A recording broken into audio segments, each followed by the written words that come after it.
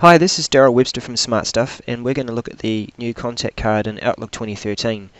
Some of you have said that the new contact card is difficult to use and that you're used to using the full contact card, which gives you all the fields and places that you can enter notes.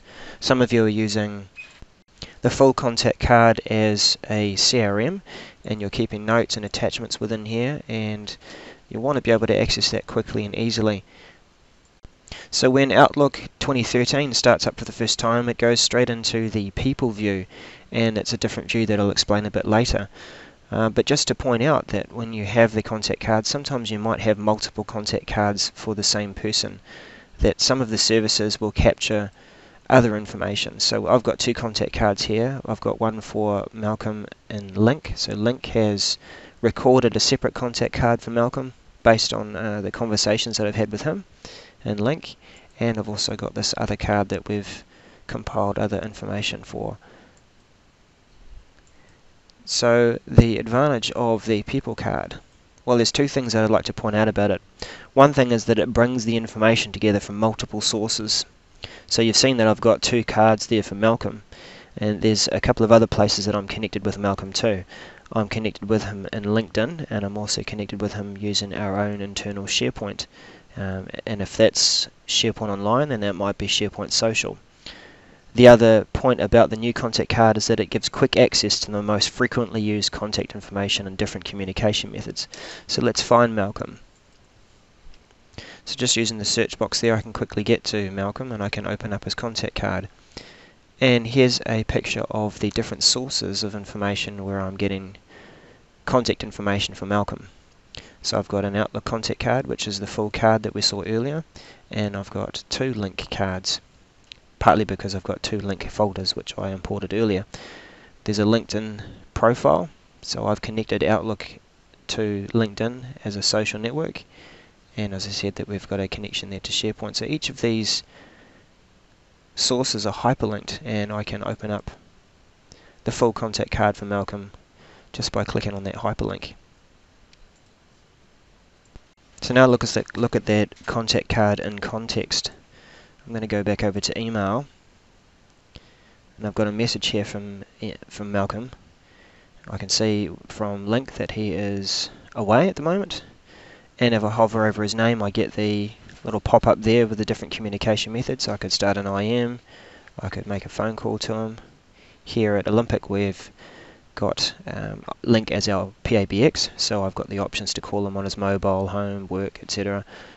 For those of you using Link online, you'll have the ability to make a Link call, or I could make a video call and send an email.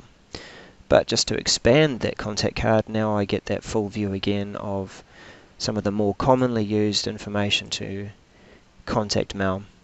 So I can look up his work number, I could call his work number from clicking on that link. I could start an IM conversation from clicking on that URL there too. I could schedule a meeting. So all this information is there and available from the new contact card wherever it's been presented in the Microsoft applications and services. So you'll see the contact card is also available within SharePoint Online. If you hover over a document and you see that Malcolm was the last person to modify it, or it's checked out to him, then you'll get this contact card again, and you can make a quick call or a quick instant message to see if that document is available now to be used or something like that. So when people say that they don't like the new contact card because they have to click a few extra clicks to get to the full contact card, it's really not that difficult. That once you open up the contact card, you can click on the view source and you can see it's in Outlook and in the contacts folder, and we can quite easily open up that full contact card and get to all the additional information that you might have added if you're using it as a basic CRM tool.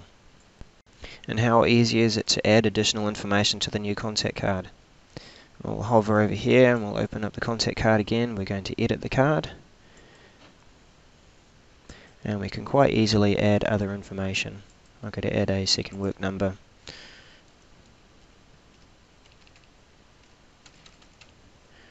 and that's done. Now that's going to be saved into the Outlook contact card. in the source, and it's going to be available from the full contact card if I wanted to look it up. So there's a second work number. There's the second work number that I just entered. If we didn't have the new contact card bringing together all these sources of information, then we'd have to look up all these separate contact cards that are within different contact folders.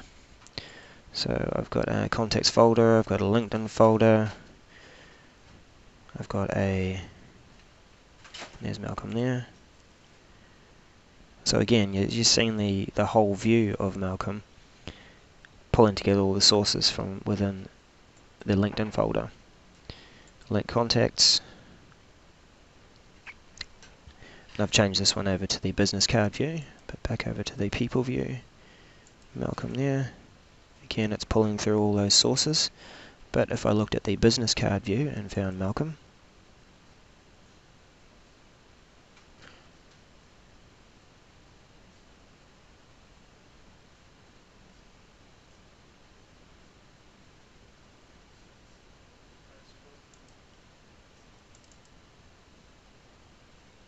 and I open up just the contact card, then that's only reflecting the information that's within link. Just the link contact card. So you've learned two things. You've learned that the different sources are pulled together on the new contact card and they're easy to get to by clicking on the hyperlink of the contact.